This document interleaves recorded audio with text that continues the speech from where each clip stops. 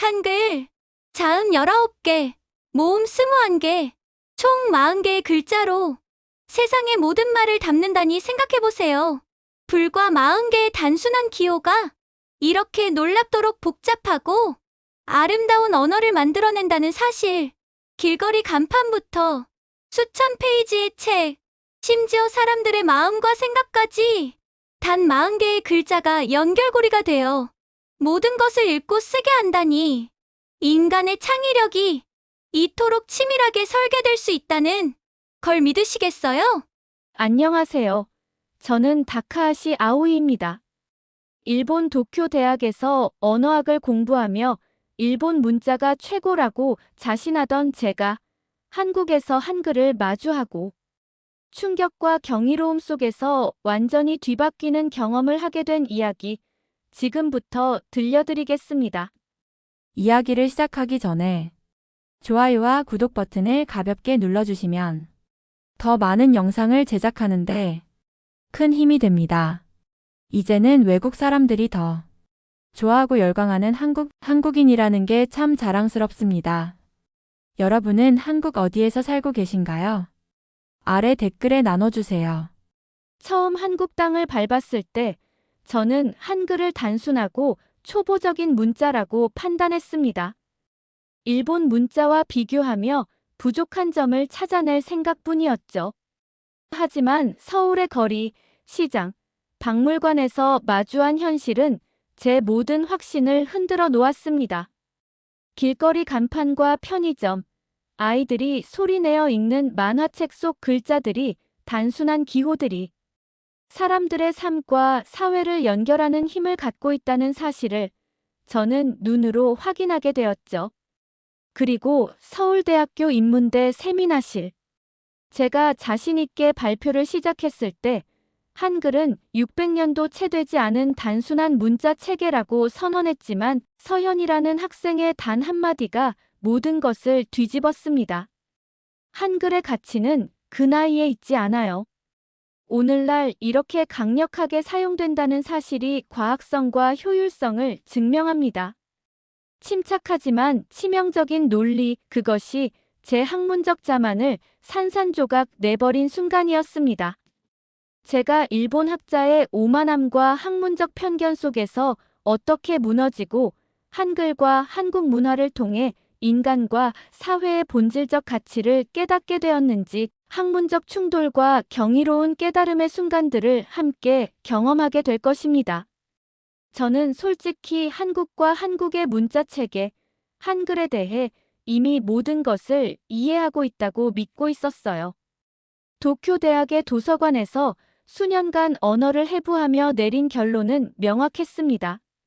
히라가나, 가타카나, 한자, 이 세 가지가 결합된 일본 문자가 가장 정교하며 다른 모든 문자는 그 수준에 도달하지 못한다는 것이었죠. 이번 교환 프로그램은 문화적 체험이나 친구를 사귀기 위한 것이 아니라 제 논리와 학문적 판단을 증명하기 위한 여정이었어요. 차가운 비행기 창에 얼굴을 대고 아래를 내려다보니 서울의 불빛이 검은 벨벳 위에 흩뿌려진 다이아몬드처럼 반짝이고 있었지만 그 도시가 아무리 아름답게 보여도 제 시선에는 그저 일본 문자의 우수성을 비교할 재료일 뿐이었어요. 제 곁에는 룸메이트 사토리카가 잠에 빠져 있었고 그녀는 다른 문화의 아름다움을 순수하게 즐길 줄 아는 사람이었지만 저는 그것을 단순한 감상으로 치부하며 학문적 무기로만 보고 있었죠. 기내 안내방송이 한국어로 먼저, 이어 일본어, 영어 순서로 나오자 저는 속으로 역시 문화적 자존심이 강한 나라구나라고 평가하며 편견을 강화했어요. 한글은 간단하고 빠르게 배울 수 있는 문자일 뿐 복잡하고 다층적인 의미를 담는 일본 문자와는 비교할 수 없다고 단정지었죠. 서울 상공을 날며 한강과 도심의 다리들이 반짝이는 모습을 바라보면서도 저는 그 아름다움을 정교하게 모방한 복사품으로 여겼습니다. 제 노트북 가방 속에는 이미 준비된 연구 자료와 논문이 있었어요. 15세기에 창제된 한글은 근본적으로 중국과 일본 문자를 단순화한 반동적 발명에 불과하다는 논문들이었죠. 저는 그 증거가 명확하다고 믿고 있었고, 이번 방문을 통해 일본의 문자 체계가 얼마나 우수한지 다시 한번 입증하려는 마음이 가득했습니다. 하지만 비행기가 난기류를 만나 흔들릴 때마다 저는 팔걸이를 꽉 잡으며 문득 옛날 야마모토 교수의 수업을 떠올렸습니다. 많은 서구 학자들이 한글을 과학적이라고 평가했다는 이야기였죠. 웃음을 참으며 교수님의 말이 모순처럼 들렸던 기억이 났습니다. 과학과 문자의 차이를 구분할 줄 아는 저에게 한글이 과학적이라는 발상은 말이 안 된다고 느껴졌습니다. 하지만 착륙을 준비하며 점점 가까워지는 서울의 밝은 불빛과 교통으로 반짝이는 도심의 모습에 저는 모순적인 감정을 느끼기 시작했습니다. 아름답다는 생각이 스치면서도 여전히 그것을 일본 문자와 비교하며 평가하려 했죠. 리카가 깨어나 창밖을 바라보며 진정한 경이로움을 느끼는 모습은 제 편견과 극명히 대비되었습니다. 그녀는 순수하게 새로운 세계를 받아들이는 사람, 저는 그것을 분석과 검증의 대상으로만 바라보는 학자였어요. 택싱을 하며 게이트를 향하는 동안 제 마음속에서는 흥분과 긴장이 동시에 솟구쳤습니다. 몇 달 후면 일본 문화의 근본적 우월성을 증명할 논문을 가지고 돌아갈 거라는 자신감이 있었지만 동시에 저는 아직 깨닫지 못한 무언가, 제 편견과 가정들을 흔들어 놓을 사건과 마주하게 될 것임을 직감하지 못했습니다. 비행기는 착륙 장치의 윙윙 소리와 함께 부드럽게 땅을 밟았고 저는 손에 든 노트와 자료를 점검하며 다음 학기 동안 펼칠 논리들을 머릿속에서 연습했어요. 한국의 문자 체계가 단순하고 효율적이라 평가할 수 있겠지만 그 단순함 속에 숨어있는 정교한 원리와 문화적 의미를 저는 아직 온전히 이해하지 못하고 있었습니다. 도착 후의 일정, 대학 캠퍼스, 교수들과의 만남, 그리고 한국 학생들과의 교류는 제 학문적 호기심과 편견을 시험할 무대가 될 것이었고, 저는 그것이 단순한 문화 경험을 넘어 제 자신을 완전히 새롭게 바라보게 만드는 여정이 될 것임을 예상하지 못하고 있었어요. 제 마음속의 긴장감은 커져만 갔고, 비행기가 터미널로 향해 움직일 때마다 기대와 의문이 교차했습니다. 저는 아직 준비된 학문적 논리와 자료를 믿고 있었지만 곧 이 논리와 편견이 어떻게 도전받을지 그리고 제 자신이 얼마나 변하게 될지를 전혀 예상하지 못한 채 설레임과 긴장감을 안고 한국 땅에 첫 발을 내디디려 하고 있었습니다. 캠퍼스 오리엔테이션 홀은 수백 명의 외국인 학생들로 북적거렸고 높은 천장 아래에서 각기 다른 언어들이 뒤섞이며 마치 살아있는 교향곡처럼 울려 퍼지고 있었어요. 형광등 빛이 반짝이는 리놀륨 바닥에 그림자를 들이우고 에어컨은 창문을 통해 들어오는 9월의 더위를 애써 가라앉히려 애쓰고 있었죠. 저는 오리엔테이션 안내서를 손에 꼭 쥐고 있었는데 그 바삭한 종이 속에는 수강 안내, 기숙사 정보, 그리고 다양한 캠퍼스 생활 팁들이 가득했지만 제 마음은 여전히 학문적 분석과 관찰로 가득 차 있었어요. 도착 직후부터 저는 단순히 학생이 아니라 현장 연구에 나선 학자로서 한국이라는 낯선 문화와 문자 체계를 관찰하고 비교하려는 자세로 이곳에 서 있었죠. 서울대학교 본관이 제 눈앞에 들어왔을 때 저는 비판적인 시선을 거두려 하지 않았지만 그 건축의 우아함과 조화로움에 잠시 숨이 멎는 느낌을 받았어요. 전통적인 한국 건축 요소와 현대적 기능성이 놀랍도록 자연스럽게 결합되어 있었고 저는 그것을 보면서도 이것도 결국 일본 미학을 흉내낸 것일 뿐이라고 스스로를 설득하려 애썼어요. 학생들은 안내부스 주변에서 질서정연하게 움직였고 한국어와 영어를 자유롭게 오가는 대화 속에서 가끔 제 귀에 낯선 언어들도 흘러들었죠. 제 옆에서 리카는 눈을 반짝이며 새로운 환경을 흡수하고 있었고, 그녀의 설렘과 열정은 늘 그렇듯 전염력이 있었지만, 오늘은 오히려 저의 학문적 우월감을 강화시키고 있었어요. 그녀가 감탄하며 기록하는 동안 저는 결함과 불완전함을 찾아 기록하는 데 집중하고 있었죠. 그때 안내방송이 울려 퍼졌어요.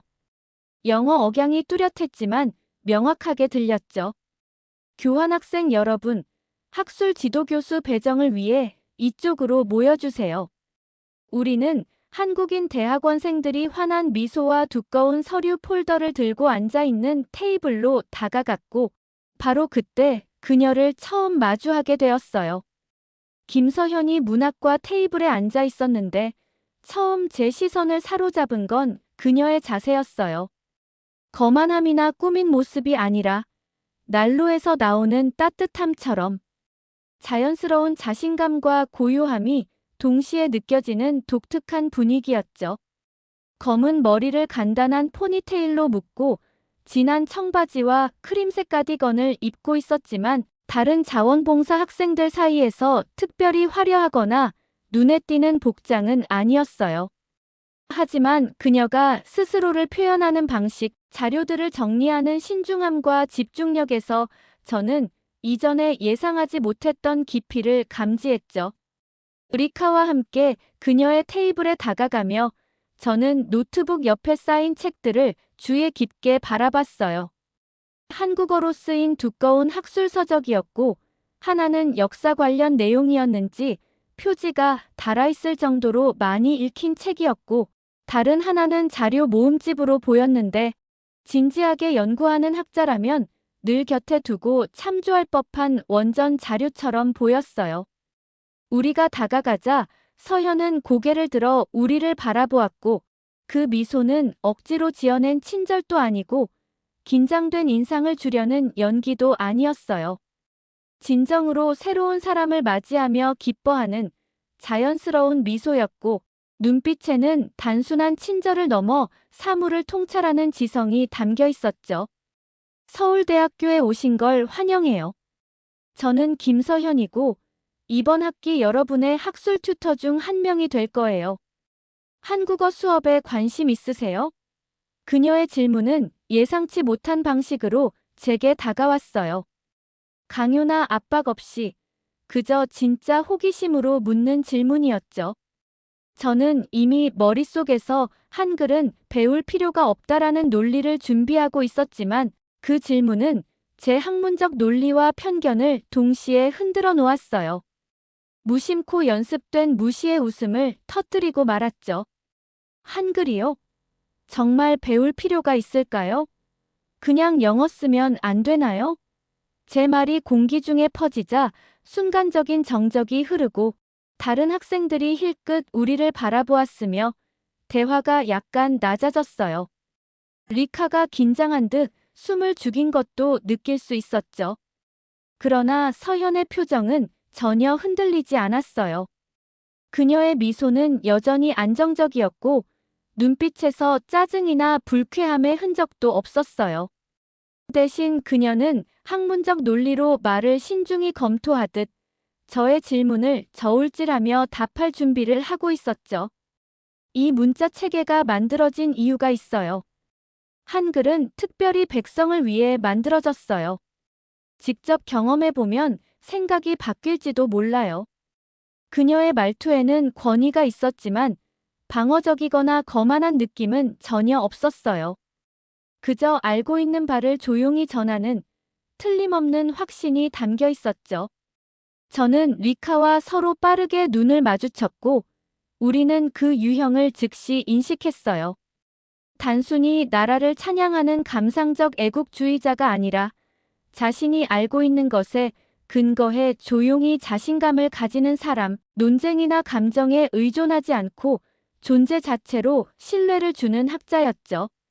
저는 순간적으로 혼란스러웠지만 동시에 호기심이 솟구쳤어요. 그녀의 책, 미소, 차분한 자신감이 모두 저의 예상과 달랐고 무심코 단순한 민족주의라고 치부했던 편견이 흔들리고 있었어요. 우리는 등록을 마치고 효율적인 절차로 수강 시간표와 기숙사 열쇠를 받으며 자리를 떠났는데 서현과 마지막으로 눈을 마주쳤을 때 그녀가 살짝 고개를 끄덕인 몸짓은 작별과 동시에 초대를 전하는 듯 느껴졌어요. 분비는 홀을 지나면서 리카가 팔꿈치로 제 갈비뼈를 부드럽게 찌르며 속삭였어요. 그녀, 자기 언어에 대해 확신이 있는 것 같아. 그럴 수밖에 없지. 저는 대답했지만 목소리 속에는 비행기 안에서 느꼈던 확신과 달리 작은 의문과 균열이 생기고 있었어요. 오후 햇살 속으로 유리문을 밀고 나가면서 저는 캠퍼스 곳곳에 자리한 현대식 건물과 전통 건축물의 조화를 바라보며 서현이 지닌 조용한 자신감과 저항 없는 확신의 의미를 곱씹고 있었어요. 나도 모르게 호기심이 커지고 있었어요. 과연 그녀는 제가 아직 모르는 무엇을 알고 있는 걸까? 과연 한글 속에 숨은 지혜와 문화적 깊이는 지금까지 제가 품어온 학문적 편견을 어떻게 흔들어 놓을까? 이 질문이 머릿속을 맴돌며 저의 심장은 비행기에서 느꼈던 긴장감과는 다른 알 수 없는 기대와 설렘으로 두근거리기 시작했어요. 아침 안개가 서울 거리를 살며시 감싸고 있는 가운데 우리 작은 국제학생 그룹은 서현을 따라 시내 중심가의 구불구불한 길을 걷고 있었어요. 첫 만남 이후 사흘이 지났지만 저는 기숙사 생활에 적응하면서도 한국 문화와 언어에 대한 제 편견과 확신을 여전히 고집하고 있었어요. 하지만 서현이 오늘의 목적지를 훈민정음 박물관이라고 알려주었을 때 저는 예상치 못한 기대감이 치솟는 걸 느꼈어요. 드디어 한국 문화의 보석이라는 것을 가까이서 보고 그 명백한 한계와 단순함을 기록할 기회가 온 거였죠. 박물관은 마치 잘못 배치된 자부심의 신전처럼 그 자리에 우뚝 서 있었어요. 전통적인 한국 건축 양식이 흐린 하늘을 향해 뻗은 구부러진 지붕선과 빨간 나무 기둥, 초록과 파랑, 금색의 정교한 단청이 어우러져 있었고 수세기의 비바람에도 그 선명함은 잃지 않고 있었죠. 분명 아름다웠지만 저는 여전히 이것이 중국과 일본의 영향을 모방한 결과라고 스스로에게 말하며 마음을 다잡았어요. 돌계단을 따라 입구로 올라가면서 주변 관람객들의 경건함과 존중의 자세가 눈에 들어왔어요. 나이든 한국인 부부가 천천히 걸으며 전시물을 가리키고 있었고 젊은 부모들은 아이들을 안내하며 낮은 목소리로 설명했는데 모두가 무언가 신성한 것을 대하듯 신중한 태도를 보였어요. 하지만 제 시선을 처음으로 사로잡은 것은 입구 근처에 세워진 석비였어요. 거울처럼 매끄럽게 다듬어진 화강암에 깊게 새겨진 글자들은 그 자체로 경외심을 불러일으키고 있었고 나랏말씀이 둥귀게 달아라는 문장 하나에도 의도적 간격과 정밀한 비율이 느껴졌어요. 그 글자가 아무 의미도 없는 저에게조차 근본적인 논리와 질서를 전해주고 있는 듯했죠. 서현은 첫 만남 때처럼 차분하고 자신감 있는 목소리로 저것들이 훈민정음의 첫마디예요. 대략 우리나라 말이 중국과 달라서라는 뜻이에요. 라고 설명했어요. 순간 등골을 타고 오싹한 전율이 내려왔습니다. 석비는 우월성이나 문화적 과시를 자랑하지 않고 단순히 차이를 사실로 인정하고 있었어요. 박물관 안으로 들어서자 온도와 습도가 정밀하게 조절된 공간에서 고문서들이 신성한 분위기를 품고 있었고 우리 발걸음은 반들반들한 바닥에 부드럽게 울려 퍼졌어요. 첫 전시장에 모이자 박물관 해설사가 참을성 있는 미소로 우리를 기다리고 있었는데 그녀의 얼굴에서는 수없이 같은 이야기를 해왔지만 매번 새롭게 의미를 발견하는 사람의 흔들리지 않는 집중력이 느껴졌어요. 서현은 억양이 있지만 정확한 영어로 세종대왕은 일반 백성들이 쉽게 배우고 사용할 수 있는 글자를 만들고 싶어 했어요. 그래서 한글은 창제 원리가 공개적으로 기록되고 공유된 세계 유일의 문자 체계예요. 라고 말했어요. 제가 준비한 비웃음이 자동으로 떠오르려 했지만 해설사의 건조하고 사실적인 어조는 저를 멈춰 세웠죠. 감정적인 호소나 과장된 문화적 우월성 주장이 아닌 철저히 학문적 정확성과 논리로 전시를 안내하고 있었어요.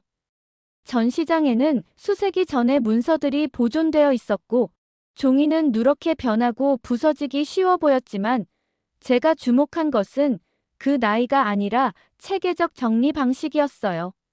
서로 다른 소리들 간의 관계를 보여주는 도표, 글자 모양이 혀의 위치에 어떻게 대응하는지 설명하는 도식, 모음 디자인의 상징적 의미를 담은 철학적 해설이 있었고, 저는 그 순간 단순한 문화적 창작물이라 믿었던 한글이 현대 언어학이 추구하는 체계적 분석과 놀랍도록 닮아 있다는 것을 깨달았어요. 자음의 모양은 발음할 때 입의 위치를 본떠 만들었어요. 기역자는 혀뿌리가 연구개에 닿는 모습, 니은자는 혀끝이 윗니, 뒤쪽 잇몸에 닿는 모양이에요. 해설사는 레이저 포인터로 정확하게 가리키며 설명했고, 저는 도표를 바라보며 가슴이 답답해지는 걸 느꼈어요. 이 수준의 분석은 제가 일본에서 배우며 최고로 평가했던 현대 언어학의 정밀함과 다르지 않았어요. 그런데 그 모든 것이 수세기 전 외부의 영향이 아닌 의도적인 설계와 철저한 원리 위에서 이루어졌다는 점에서 충격이었습니다. 해설사는 계속해서 모음은 철학적 원리를 따릅니다. 은은 땅, 이는 선 사람, 오는 가로선과 위쪽 하늘을 합친 모양이에요. 라고 설명했고, 저는 의식하지 못한 채 몸을 앞으로 기울이며 그녀의 설명을 따라가고 있었어요. 단순한 모방이 아니라 언어학적 관찰과 철학적 원리, 체계적 설계가 결합된 완벽한 조합이었어요. 다른 전시물들은 문자 체계가 시험되고 개선되는 과정을 보여주었고, 초기 문서들은 중국 문자로는 결코 표현할 수 없는 한국어의 소리를 효과적으로 기록하는 방식을 나타내고 있었어요. 언어학적 정교함 자체만으로도 놀라웠지만 그보다 더 큰 충격은 그 프로젝트가 단순한 학문적 실험이 아니라 사회적 비전, 즉 문해력 민주화라는 목표와 연결되어 있었다는 점이었어요. 일반 백성들이 수년간의 고전 중국어 교육 없이도 문자 소통에 접근할 수 있도록 고안된 것이었고, 이건 제가 배운 계몽주의적 사고보다 수세기 앞선 혁신이었어요. 저는 제 생애 처음으로 말문이 막혔어요. 반박할 논리를 찾지 못해서가 아니라 준비했던 반박 논리가 체계적 증거 앞에서 파도처럼 무너지고 있었기 때문이었죠. 일본에서 배운 한글은 단순한 모방이라는 모든 가정이 완전히 틀렸음을 뼈저리게 깨닫고 있었어요. 혁신과 체계적 설계, 사회적 목표가 결합된 훈민정음의 충격은 제 마음을 강하게 흔들었고, 제가 이전에 확신했던 모든 지식과 편견을 다시 생각하게 만들고 있었어요. 온도 조절된 박물관 속에서 수세기 전 세종대왕과 학자들의 체계적 천재성 앞에 서서 저는 이전에 경험해 본 적 없는 혼란과 경외감을 동시에 느끼고 있었고, 마음속에는 떠나고 싶지 않은, 계속 더 깊이 배우고 이해하고 싶은 욕망이 솟구치고 있었어요. 그러나 동시에 제가 지금 마주한 이 놀라운 체계와 철학적 깊이를 완전히 이해하기 위해서는 앞으로의 여정이 단순히 학문적 기록을 넘어서 제 자신의 선입견과 편견을 차례차례 마주하고 깨뜨려야 한다는 것을 깨닫고 있었어요. 이 깨달음은 차가운 현실과 따뜻한 감동 사이를 오가며 제 마음을 흔들고 있었고, 저는 마음속으로 서현과 이 박물관이 보여줄 더 많은 비밀과 이야기, 그리고 제가 이제껏 결코 상상하지 못했던 인간적 통찰과 학문적 발견으로 이어질 긴 여정에 대해 숨죽인 기대감과 긴장감으로 호흡을 고르고 있었어요. 박물관에서 받은 충격의 여운이 채가 시기도 전에 저는 서울의 전통시장이라는 새로운 공간 속으로 걸음을 옮기고 있었어요. 전날의 깨달음이 머릿속을 맴돌며 제 마음을 끊임없이 흔들고 있었고, 신중하게 쌓아 올린 학문적 세계관이 산산조각 나듯 제 주변에는 더 이상 믿을 수 없는 가정과 편견의 파편이 흩어져 있었어요. 눈을 감아도 그 파편들이 불안한 영혼처럼 저를 따라다녔고, 서현이 오늘의 견학지가 전통시장이라고 말했을 때 저는 마지못한 호기심과 미묘한 두려움이 섞인 복잡한 감정으로 가슴을 졸였어요. 지하철로 동대문 시장 근처로 이동하는 동안 터널과 정거장이 반복되는 흐릿한 풍경 속에서 저는 이전에는 무심코 지나쳤던 세부 사항들을 하나하나 살피고 있음을 깨달았어요. 안내 표지판에 한국어, 영어, 중국어, 일본어가 나란히 적혀 있었지만 한국어가 중심을 잡고 당당하게 자리하고 있었고, 다른 언어들은 관광객 편의를 위해 덧붙인 듯 늦게 끼워 넣은 느낌이었어요. 지하에서 계단을 올라 시장 입구로 나서자 그곳은 살아 숨쉬는 거대한 유기체 같았어요. 좁은 골목마다 발걸음이 맥박처럼 울렸고, 상인들은 농산물을 실은 수레를 사람들 사이로 밀며 이동했고, 지글지글 끓는 음식 소리와 그릇 부딪히는 소리, 끊임없는 흥정과 대화의 웅성거림이 뒤섞여 공기 자체가 상거래로 두터워진 듯 했어요. 김이 올라오는 국밥집, 달콤한 과자향, 흙내음 나는 신선한 채소, 그리고 생선 가게의 비릿한 냄새가 뒤엉켜 하나의 생생한 환경을 이루고 있었죠.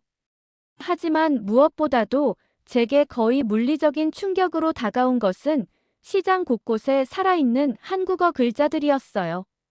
공식 표지판과 전시물에서만 발견되는 것이 아니라 손글씨 가격표, 급하게 쓴 칠판 메뉴, 계절 특가를 알리는 천현수막, 나무 상자에 새긴 낙서 같은 표시까지 그 문자가 모든 표면에서 자연스럽게 흘러나오는 것처럼 느껴졌어요. 시장을 정의하는 냄새와 소리만큼이나 글자는 이 공간의 숨결 속에 스며 있었고, 저는 일본의 전통 시장과 비교하며 놀라움을 금치 못했어요. 일본 시장의 글자들은 학문적 전통과 미학의 연장선으로 장식적이고 세련된 분위기를 만드는 요소였지만, 여기 한국 시장에서는 글자가 장식이 아니라 도구였어요. 채소를 다는 저울만큼이나 흔하고 실용적인 것이었죠.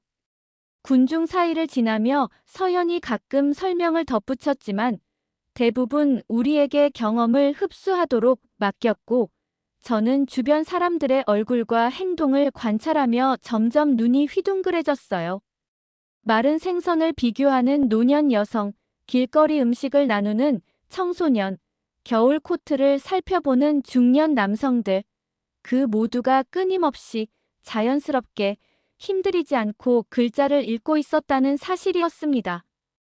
특히 등 굽은 할머니가 손주에게 손글씨 가격표를 읽어주고, 손주가 각 항목마다 고개를 끄덕이며 소리내어 읽는 모습에서 저는 이 사회가 글자를 읽고 쓰는 능력을 완전히 보편화하고 있다는 것을 실감했어요. 이걸 보세요. 서현은 조용히 우리에게 보여주듯 말하며, 만약 모든 간판이 복잡한 한자로 쓰였다면 얼마나 많은 사람이 읽을 수 있었을까요? 라고 덧붙였죠. 일본에서는 읽고 쓰는 능력이 몇 년간의 교육과 특권을 통해서만 가능했으며, 문자는 엘리트와 나머지 사이에 자연스러운 장벽을 만들었어요.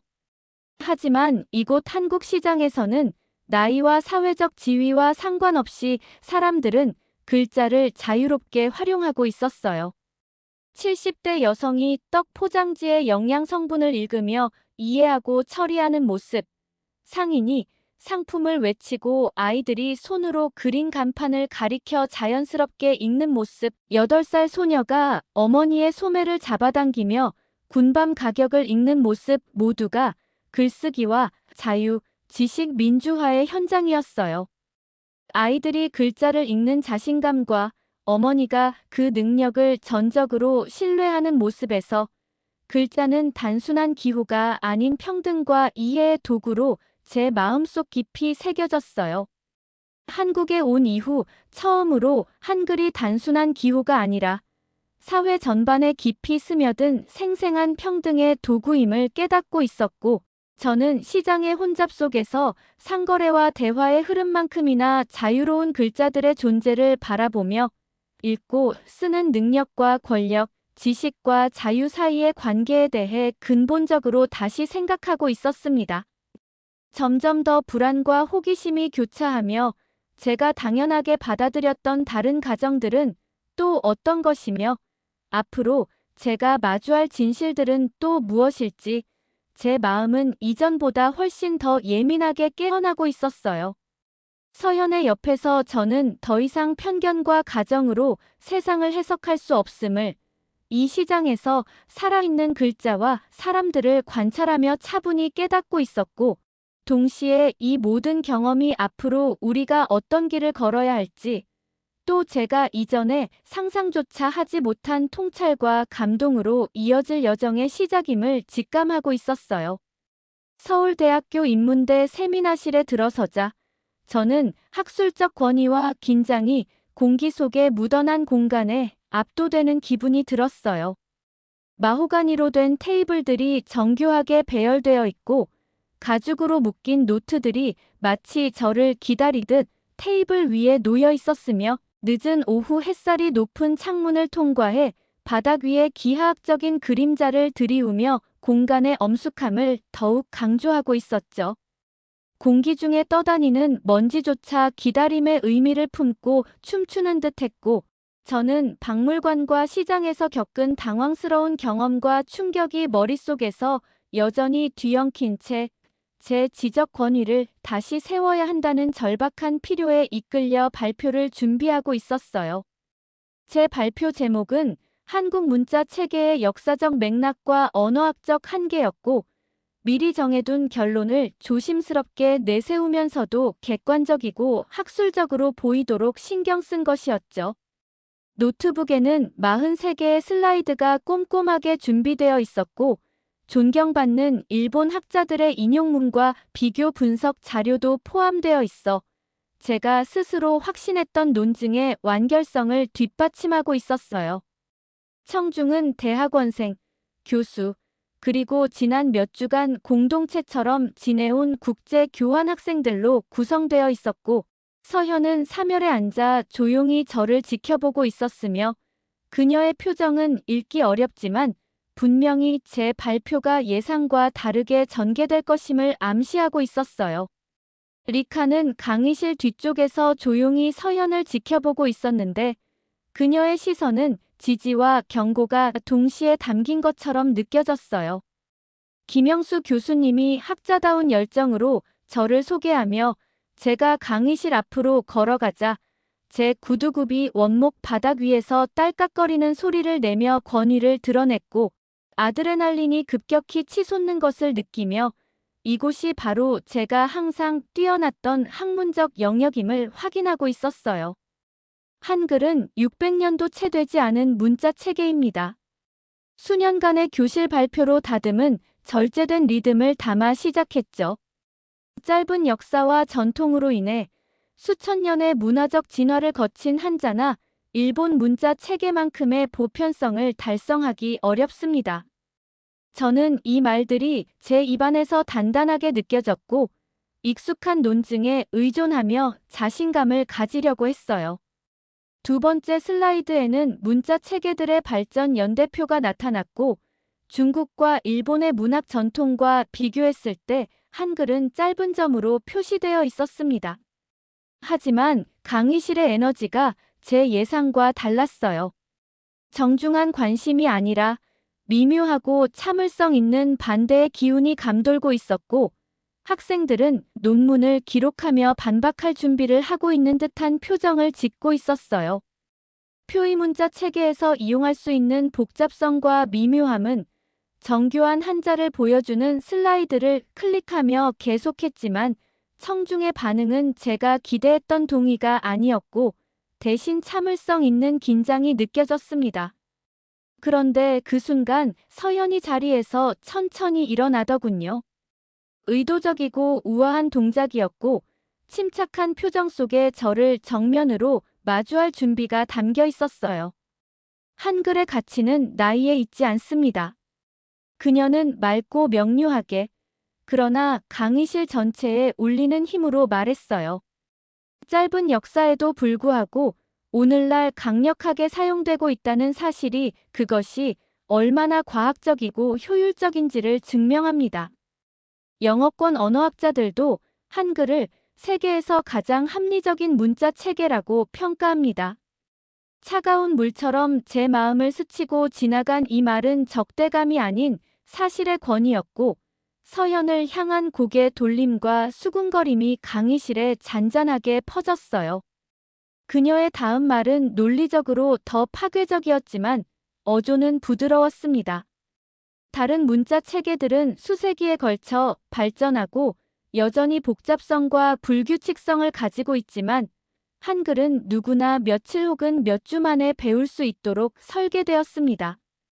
유네스코가 한글을 인류 창의성의 걸작으로 인정한 것은 점진적 진화가 아니라 의도적 혁신을 보여주기 때문입니다. 강의실의 공기는 변하고 있었고 제가 신중하게 준비한 논증들이 서연의 명확한 사실과 증거 앞에서 체계적으로 해체되는 순간을 직면하고 있었습니다. 저는 처음으로 제 연구에서 고려하지 못한 자료와 통계를 마주하며 과학적 지지, 문해율, 체계적 설계 원리 모두가 제 예상을 뒤집고 있음을 깨닫고 있었어요. 김 교수님이 부드럽게 목을 가다듬으며 토론을 진행시키려는 신호가 있을 때까지 강의실은 침묵에 잠겼고 저는 연단 뒤에서 멈춘 채 노트북 화면에 슬라이드가 실체 없는 안개처럼 느껴지는 것을 바라보며 제 학술적 신념이 얼마나 허약했는지 한글과 한국 문화에 대한 제 이해가 근본적으로 잘못되었다는 사실을 자각하고 있었어요. 그리고 동시에 제가 당연하게 받아들였던 다른 학문적 가정들은 또 얼마나 근본적으로 재검토해야 할지 제 마음속에서 묵직한 질문들이 공중에 매달려 있었고 그 답을 찾지 못한 채로 제 머릿속을 떠다니며 앞으로 맞닥뜨릴 배움과 감동의 여정이 이미 시작되었음을 알리고 있었어요. 떠나기 전날 밤 저는 15층 기숙사방의 좁은 창가에 서서 서울의 야경을 바라보고 있었는데 사흘 전 세미나에서 느낀 학술적 굴욕이 아직도 제 가슴 속에서 불처럼 타오르고 있었지만 동시에 그 불꽃 속에서 다른 무언가가 뿌리를 내리고 있다는 것을 알 수 있었어요. 그것은 단순한 수치심이나 좌절이 아니었고 너무 깊은 호기심이었으며 거의 몸으로 느껴질 만큼 강렬하게 다가왔어요. 마치 제 마음이 이전에는 상상조차 할 수 없었던 새로운 가능성들을 받아들이기 위해 늘어나고 있는 듯한 기분이었죠. 창밖으로 펼쳐진 도시는 수백만 개의 개별 불빛들이 짜여진 살아있는 직물처럼 보였지만 이번에는 단순히 문화적 모방이나 경제적 야심의 증거로 보는 대신 그 안에서 살아 숨쉬는 글자들에 주목하고 있었어요. 간판과 LED, 네온 사인에 새겨진 수많은 한글 글자들이 길거리 음식점, 편의점, 대학 건물, 기업 본사까지 모든 곳을 표시하며 그 자체로 서울이라는 도시가 하나의 거대한 소통 네트워크임을 보여주고 있었죠. 약병 라벨을 읽는 할머니, 만화책을 소리내어 읽는 아이, 계약서를 검토하는 사업가, 모두가 세종대왕이 500년 전에 설계한 단 24개의 기본 글자를 사용하며 서로 연결되어 있었어요. 차가운 창문에 비친 제 모습은 도시 불빛 위에 겹쳐 유령처럼 떠 있었고 이전의 확신과 자만이 마치 오래된 그림자처럼 제 머릿속을 떠다니며 새로운 사실을 배우는 것이 아니라 현실 자체에 대한 근본적인 가정이 틀릴 수 있다는 것을 몸소 깨닫게 해주고 있었죠. 그날 밤 잠도 제대로 들지 못했어요. 문자들이 살아있는 것처럼 거대한 벽을 가로질러 움직이며 읽을 수는 없지만 이해할 수 있는 패턴으로 스스로를 재배열하는 꿈들을 꾸었고, 새벽에 깨어나서는 제 의식이 너무 많은 정보를 처리하려 애쓰는 듯한, 마치 스스로 계산을 돌리는 컴퓨터 같은 이상한 감각을 느꼈어요. 마지막 날 아침, 서현이 기숙사 로비에 나타났을 때 저는 감사와 두려움이 뒤섞인 감정을 느꼈어요. 그녀가 우리에게 마지막 시간을 함께 보내자고 한 이유는 단순한 관광 안내가 아니라 제가 한국에서 배운 것의 의미를 실제로 체험하게 하고 싶은 깊은 의도가 있는 것임을 직감할 수 있었죠. 그녀의 표정에서 우쭐하거나 승리감을 느끼는 모습은 전혀 없었고, 오히려 참을성 있는 결심으로 마지막 교훈을 전달하려는 느낌이었습니다. 우리가 이야기해왔던 책들이 실제로 어디에서 살아 숨쉬는지 보고 싶을 것 같아서요.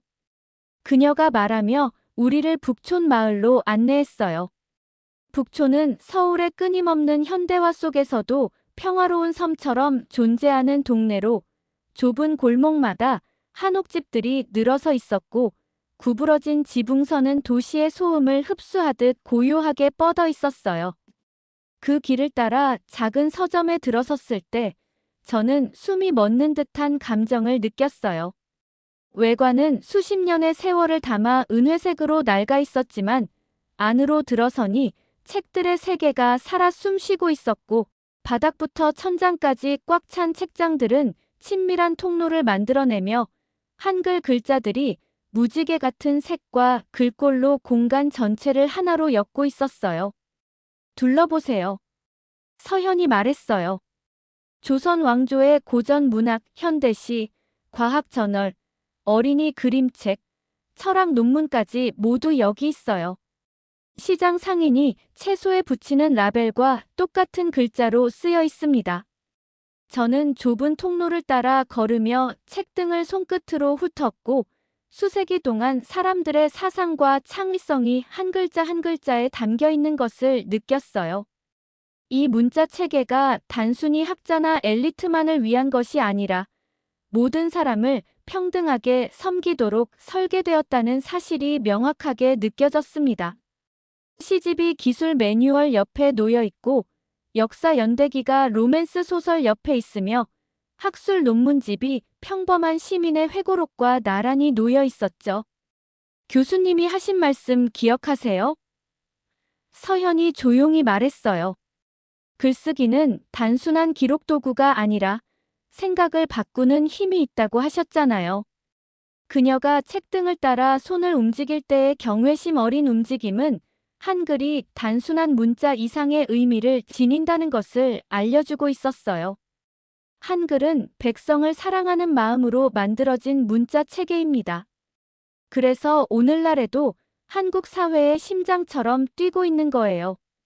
그 말들이 제 마음속에 내려앉으며 단순히 정보를 받아들이는 차원을 넘어 항상 알고 있었지만 인정하지 않았던 진실을 깨닫게 했어요. 한글은 단순한 기호가 아니며 소리와 의미를 기록하는 도구만이 아니라 모든 인간이 지식과 소통의 권리를 평등하게 누릴 수 있도록 약속된 인류의 유산이었습니다. 책장에서 얇은 시집을 한 권 뽑아 펼쳐보니 거리 간판에서 보았던 글자들과 동일한 글자가 사랑, 슬픔, 희망이라는 보편적인 감정을 담고 있었고, 문자 체계가 가장 교육받은 학자에서부터 가장 겸손한 시민까지 모두에게 지식과 생각을 전달하는 도구임이 분명해졌어요. 공항으로 가는 택시 안, 창밖으로 스쳐가는 서울의 풍경을 바라보며 사색적인 침묵에 잠겼고, 비행기 안에서 노트북을 펼치며 드디어 제가 해야 할 일을 깨달았어요. 손가락이 의식 없이 키보드를 찾아가 타이핑을 시작했습니다. 한글 글자를 넘어서 인간의 자유를 담은 문자. 화면 위에 그 글자가 나타나는 순간 저는 단순한 논문 제목이 아니라 지적혁명의 선언을 하고 있음을 깨달았어요.